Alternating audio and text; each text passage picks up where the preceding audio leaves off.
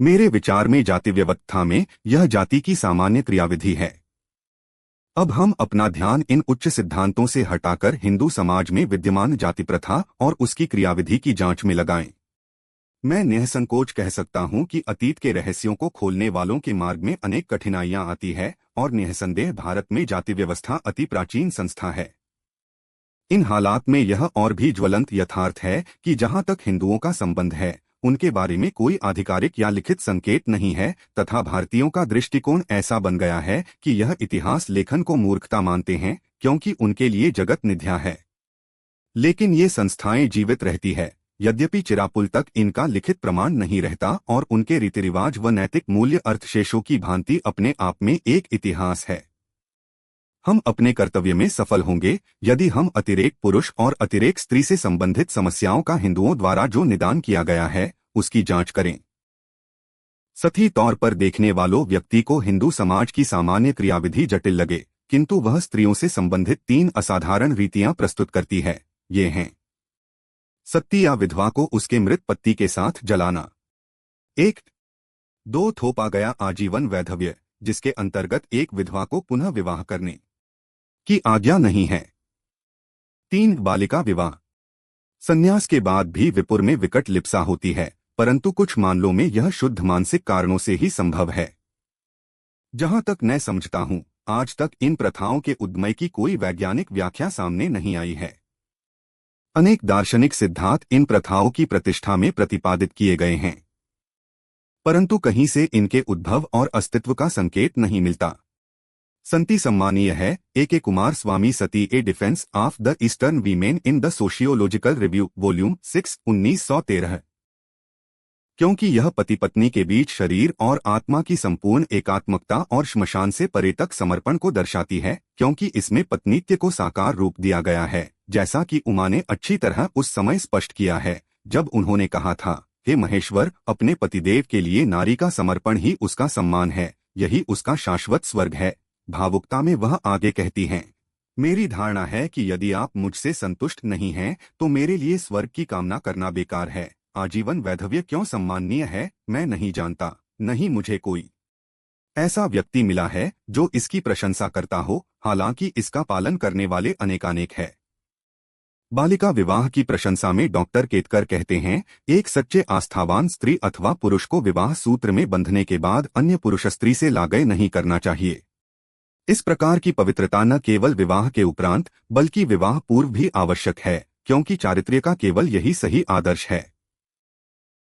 किसी अपरिणीता को पवित्र नहीं माना जा सकता यदि वह उस व्यक्ति के अलावा जिससे उसका विवाह होने वाला है किसी अन्य व्यक्ति से प्रणय करती है। यदि वह ऐसा करती है तो यह पाप है।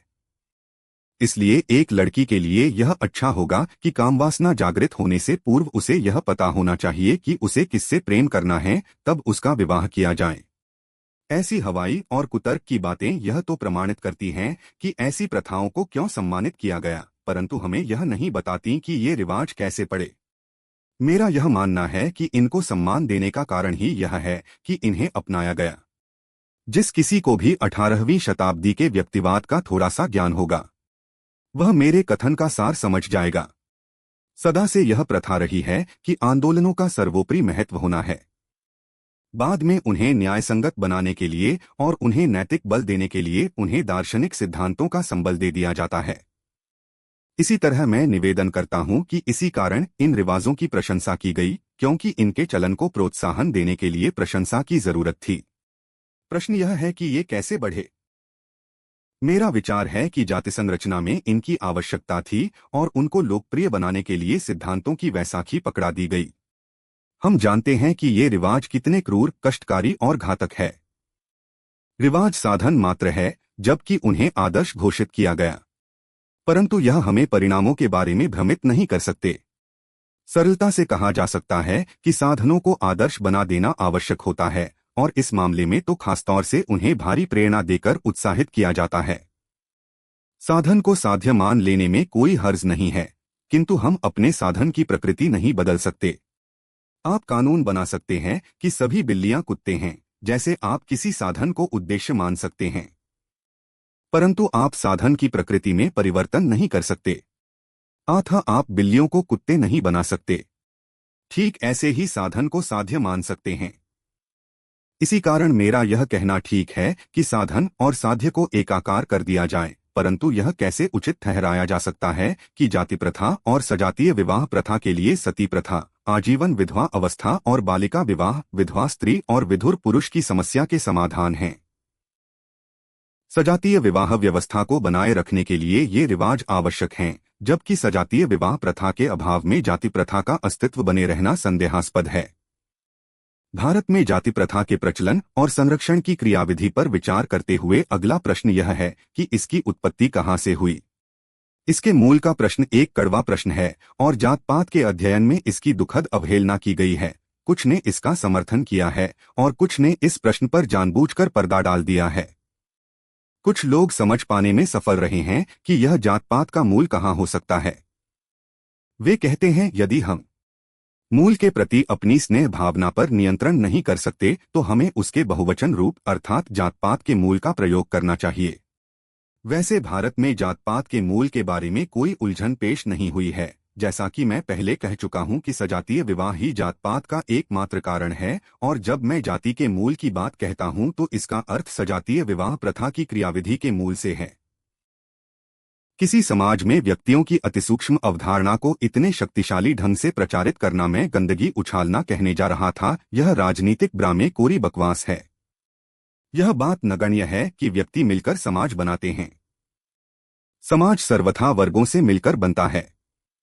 इसमें वर्ग संघर्ष के सिद्धांत पर बल देना अतिशयोक्ति हो सकती है, परंतु यह सच है कि समाज में कुछ निश्चित वर्ग होते हैं और उनके आधार भिन्न हो सकते हैं। वे वर्ग आर्थिक, आध्यात्मिक या सामाजिक हो सकते हैं, लेकिन समाज का प्रत्येक व्यक्ति किसी न किसी वर्ग से संबद्ध होता है। यह एक शाश्वत सत्य है और आरंभिक हिंदू समाज भी इसका अपवाद नहीं रहा होगा। जहां तक हम जानते हैं वह अपवाद नहीं था। यदि हम इस सामान्य नियम को ध्यान में रखें तो पाते हैं कि जात पात की उत्पत्ति के अध्ययन में यह बहुत उपयोगी सत्य साबित हो सकता है, क्योंकि हम यह निश्चित करना चाहते हैं कि वह कौन सा वर्ग था जिसने सबसे पहले अपनी जाति की संरचना की। इसलिए वर्ग और जाति एक दूसरे के दो रूप है। फर्क सिर्फ यह है कि जाति अपने को सजातीय परिधि में रखने वाला वर्ग है। जाति प्रथा के मूल का अध्ययन हमारे प्रश्नों का उत्तर दे सकता है कि वह कौन सा वर्ग है जिसने इस परिधि का सूत्रपात किया, जो इसका चक्रव्यूह है। यह प्रश्न बहुत कौतूहलजनक है, परंतु यह बहुत प्रासंगिक है और इसका उत्तर उस रहस्य पर से पर्दा हटाएगा कि पूरे भारत में जाति प्रथा कैसे पनपी और वृद्ध होती गई। दुर्भाग्य से इस प्रश्न का सीधा उत्तर मेरे पास नहीं है। मैं इसका परों का उत्तर ही दे सकता हूं। मैंने अभी कहा है कि विचाराधीन रीति रिवाज हिंदू समाज में प्रवाहित हैं। तथ्यों को यथार्थ बनाए रखने के लिए यह आवश्यक है कि कथन को स्पष्ट किया जाए ताकि इसकी व्यापकता पर प्रकाश डाला जा सके। यह प्रथा अपनी पूरी दृढ़ता के साथ केवल एक जाति अर्थात ब्राह्मणों में प्रचलित है, जो हिंदू समाज की संरचना में सर्वोच्च स्थान पर है, और गैर ब्राह्मण जातियों ने इसका केवल अनुसरण किया, जहां इसके पालन में न तो उतनी दृढ़ता है और न संपूर्णता। यह महत्वपूर्ण तथ्य हमारे सम्मुख महत्वपूर्ण जानकारी प्रस्तुत कर सकता है। यदि गैर ब्राह्मण जातियां इस प्रथा का अनुसरण करती है, जैसा कि आसानी से देखा जा सकता है, तो यह प्रमाणित करने की कोई आवश्यकता नहीं रह जाती कि कौन सा वर्ग जाति व्यवस्था का जन्मदाता है। ब्राह्मणों ने क्या अपने लिए एक परिधि बनाई और जाति की संरचना कर ली, यह एक अलग प्रश्न है जिस पर किसी अन्य अवसर पर विचार किया जाएगा। परंतु इस रीतिनीति पर कड़ाई से पालन और इस पुरोहित वर्ग द्वारा प्राचीन काल से इस प्रथा का कड़ाई से अमल यह प्रमाणित करता है कि वही वर्ग इस अप्राकृतिक संस्था का जन्मदाता था। उसने अप्राकृतिक साधनों से इसकी नींव डाली और इसे जिंदा रखा। अब मैं अपने लेखन के तीसरे भाग पर आता हूं, जिसका संबंध पूरे भारत में जात पात के उद्भव और विस्तार से है। जिस प्रश्न का मुझे उत्तर देना है वह यह कि देश के अन्य गैर ब्राह्मण समुदायों में यह प्रथा कैसे फैली। इसके उत्तर में मेरा विचार है कि पूरे भारत में जाति प्रथा के प्रचलन से ज्यादा पीड़ादायक इसके उद्भव का प्रश्न है। जैसा कि मैं समझता हूं, इसका मुख्य कारण यह है कि इसका विस्तार और सूत्रपात व अलग अलग बातें नहीं हैं। विद्वान इस बात पर सहमत है कि जाति प्रथा या तो भोले भाले समाज पर कानून गढ़ने वालों ने नैतिकता का मुलम्मा चढ़ाकर चोप दी या फिर सामाजिक विकास की भक्त भारतीय जनता में किसी नियम के अधीन पनपती रही। पहले मैं भारत के विधि निर्माता के बारे में बताना चाहूंगा। हर देश में उसके विधि निर्माता होते हैं जो अवतार कहलाते हैं ताकि आपातकाल में पापी समाज को सही दिशा दी जा सके। यही विधि निर्माता कानून और नैतिकता की प्रतिस्थापना करते हैं। भारत के विधि निर्माता के रूप में यदि मनु का कोई अस्तित्व रहा है तो वह एक ढीठ व्यक्ति रहा होगा। यदि यह बात सत्य है कि उसने स्मृति अथवा विधि की रचना की तो मैं कहता हूं कि वह एक दुस्साहसी व्यक्ति था और जिस मानवता ने उसके विधान को शिरोधार्य किया वह वर्तमान काल की मानवता से भिन्न थी। यह अकल्पनीय है कि जाति विधान की संरचना की गई। यह कहना कोई अतिशयोक्ति न होगी कि मनु ने ऐसा कोई विधान नहीं बनाया कि एक वर्ण को इतना रसातल में पहुंचा दिया कि उसे पशुवत बना दिया और उत्त को प्रताड़ित करने के लिए एक शिखर वर्ण गढ़ दिया।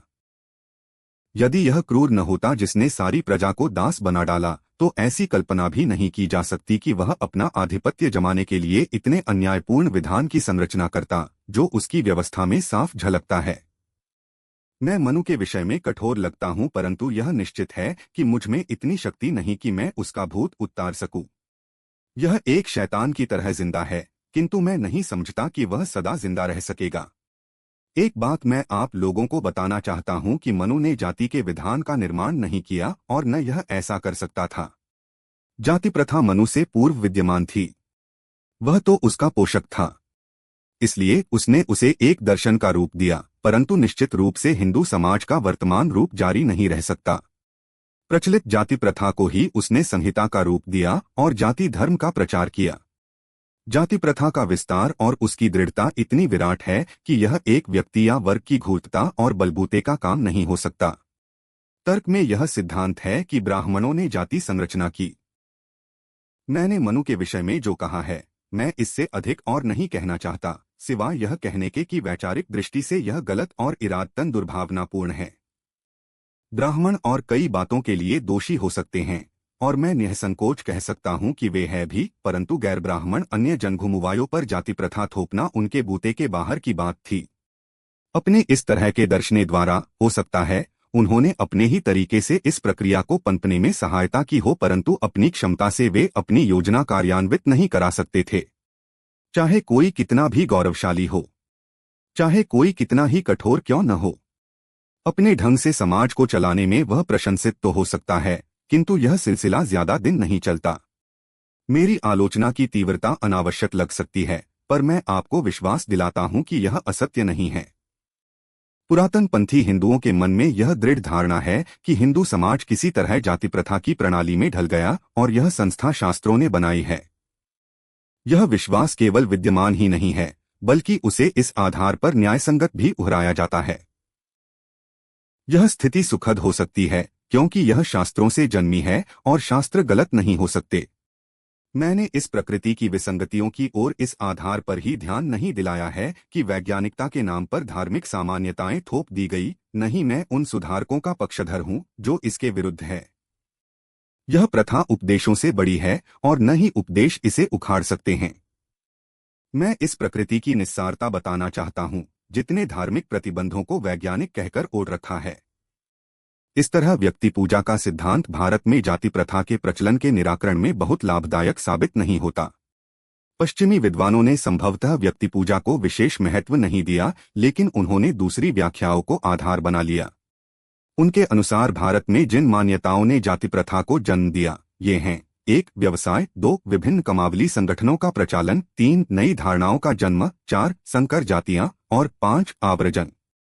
प्रश्न यह उठता है कि क्या वे मान्यताएं अन्य समाजों में मौजूद नहीं हैं और क्या भारत में ही उनका विशिष्ट रूप विद्यमान है? यदि वे भारत की विशेषताएं नहीं हैं और पूरे विश्व में एक समान हैं तो उन्होंने भूमंडल के किसी अन्य भाग में जातियां क्यों नहीं गढ़ ली? क्या इसका कारण यह है कि वे देश वेदों की इस भूमि की अपेक्षा अधिक पवित्र है या विद्वान गलती पर है? मैं सोचता हूं कि बात की बात सही है। अनेक लेखकों ने किसी न किसी मान्यता के आधार पर अपनी अपनी विचारधारा के समर्थन में उच्च सैद्धांतिक मूल्यों के दावे किए हैं। कोई विवशता प्रकट करते हुए कहता है कि गहराई से देखने पर प्रकट होता है कि ये सिद्धांत उदाहरणों के सिवाय कुछ भी नहीं है। मैथ्यू आर्नोल्ड का कहना है कि इसमें महानता का कुछ सार न होते हुए भी महान नाम जुड़े हुए हैं। सर डेंजिल इब्बत्सन, नेस्फील्ड, सेनार और सर एच रिजले के सिद्धांत यही हैं। मोटे तौर पर इनकी आलोचना में यह कहा जा सकता है कि यह एक लीक पीटने का प्रयत्न है। नेस्फील्ड उदाहरण प्रस्तुत करते हैं, सिर्फ कार्य, केवल कार्य ही वह आधार था जिस पर भारत की जातियों की पूर्ण प्रयोग का निर्माण हुआ। लेकिन उन्हें यह बताना होगा कि यह इस कथन से हमारी जानकारी में कोई इजाफा नहीं करते, जिसका सार यही है कि भारत में जातियों का आधार व्यवसाय मात्र है और यह स्वयं में एक लचर दलील है। हमें नेस्फील्ड महोदय से इस सवाल का जवाब चाहिए कि यह कैसे हुआ कि विभिन्न व्यवसायी वर्ग विभिन्न जातियां बन गए। मैं अन्य नृजाति विज्ञानियों के सिद्धांतों पर विचार करने के लिए सहर्ष प्रसन्न होता यदि यह सही न होता कि नेस्फील्ड का सिद्धांत एक अजीब सिद्धांत है।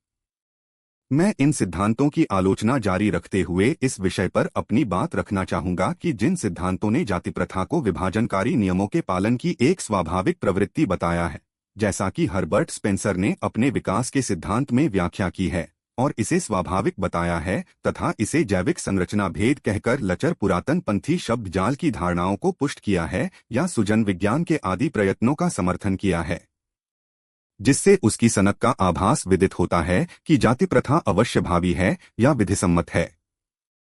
यह जानकर निरीह वर्गों पर सजग होकर इन नियमों को आरोपित किया गया है। यह उचित ही रहेगा कि शुरू में मैं यह बात याद दिलाऊं कि अन्य समाजों के समान भारतीय समाज भी 4 वर्षों में विभाजित था। ये हैं 1 ब्राह्मण या पुरोहित वर्ग, 2 क्षत्रिय या सैनिक वर्ग, 3 वैश्य अथवा व्यापारिक वर्ग और 4 शूद्र अथवा शिल्पकार और श्रमिक वर्ग। इस बात पर विशेष ध्यान देना होगा कि आरंभ में यह अनिवार्य रूप से वर्ग विभाजन के अंतर्गत व्यक्ति दक्षता के आधार पर अपना वर्ण बदल सकता था और इसीलिए वर्षों को व्यक्तियों के कार्य की परिवर्तनशीलता स्वीकार्य थी। हिंदू इतिहास में किसी समय पुरोहित वर्ग ने अपना विशिष्ट स्थान बना लिया और इस तरह स्वयं सीमित प्रथा से जातियों का सूत्रपात हुआ। दूसरे वर्ण भी समाज विभाजन के सिद्धांतानुसार अलग अलग खेमों में बंट गए। कुछ का संख्या बल अधिक था तथा कुछ का नगण्य। वैश्य और शूद्र वर्ण मौलिक रूप से वे तत्व हैं जिनकी जातियों की अनगिनत शाखा प्रशाखाएं कालांतर में उभरी हैं। क्योंकि सैनिक व्यवसाय के लोग असंख्य समुदायों में सरलता से विभाजित नहीं हो सकते, इसलिए यह वर्ण सैनिकों और शासकों के लिए सुरक्षित हो गया। समाज का यह उपवर्गीकरण स्वाभाविक है, किंतु उपरोक्त विभाजन में अप्राकृतिक तथ्य यह है कि इससे वर्षों में परिवर्तनशीलता के मार्ग अवरुद्ध हो गए और वे संकुचित बनते चले गए जिन्होंने जातियों का रूप ले लिया। प्रश्न यह उठता है कि क्या उन्हें अपने दायरे में रहने के लिए विवश किया गया और उन्होंने सजातीय विवाह का नियम अपना लिया या उन्होंने स्वेच्छा से ऐसा किया? मेरा कहना है कि इसका द्विपक्षीय उत्तर है, कुछ ने द्वार बंद कर लिए और कुछ ने दूसरे के द्वार अपने लिए बंद पाए। पहला पक्ष मनोवैज्ञानिक है और दूसरा चालाकी भरा, परंतु ये दोनों अन्योन्याश्रित हैं और जाति संरचना की संपूर्ण रीतिनीति में दोनों की व्याख्या जरूरी है। मैं पहले मनोवैज्ञानिक व्याख्या से शुरू करता हूं। इस संबंध में हमें इस प्रश्न का उत्तर खोजना है कि औद्योगिक, धार्मिक या अन्य कारणों से वर्ग अथवा जातियों ने अपने आप को आत्मकेंद्रित या सजातीय विवाह की प्रथा में क्यों बांध लिया।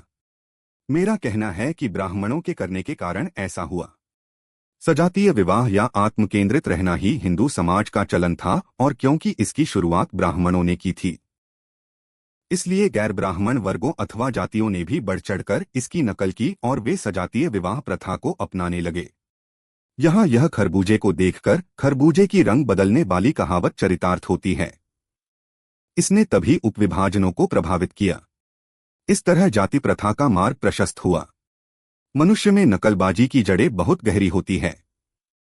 इस कारण भारत में जाति प्रथा के जन्म की यह व्याख्या पर्याप्त है।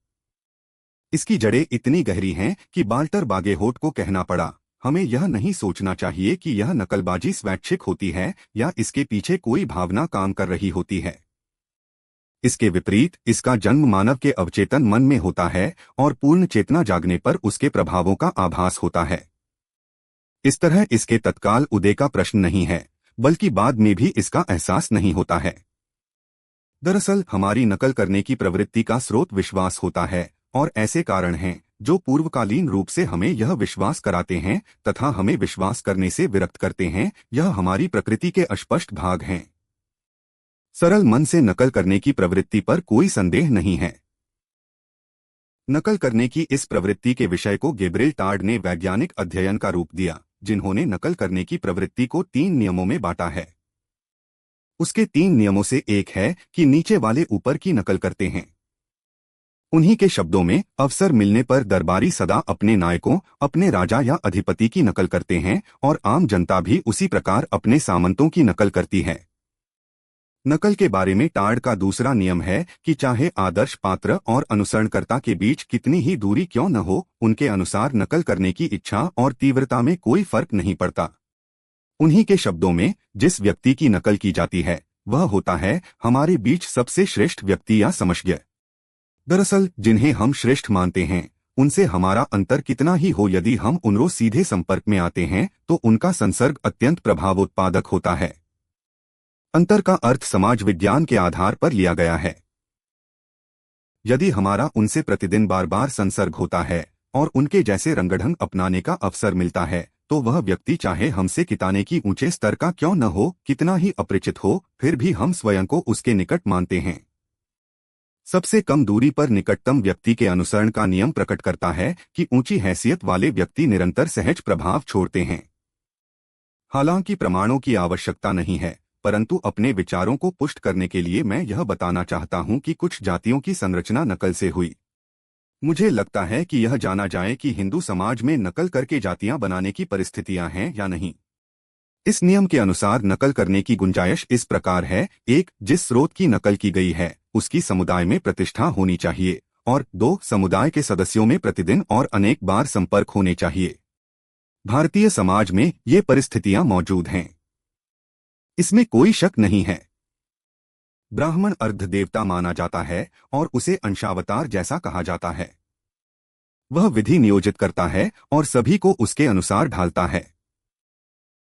उसकी प्रतिष्ठा असंदिग्ध है और वह शीर्ष परमानंद है। क्या शास्त्रों द्वारा प्रायोजित और पुरोहितवाद द्वारा प्रतिष्ठित ऐसा व्यक्ति अपने व्यक्तित्व का प्रभाव डालने में विफल हो सकता है? यदि यह कहानी सही है तो उसके बारे में यह विश्वास क्यों किया जाता है कि वह जाति प्रथा की उत्पत्ति का कारण है? यदि वह सजातीय विवाह का पालन करता है तो क्या दूसरों को उसके पद चिन्हों पर नहीं चलना चाहिए? निरीह मानवता, चाहे यह कोई दार्शनिक हो या तुच्छ गृहस्थ, उसे इस गोरख धंधे में फंसना ही पड़ता है। यह अवश्यंभावी है। अनुसरण सरल है, आविष्कार कठिन।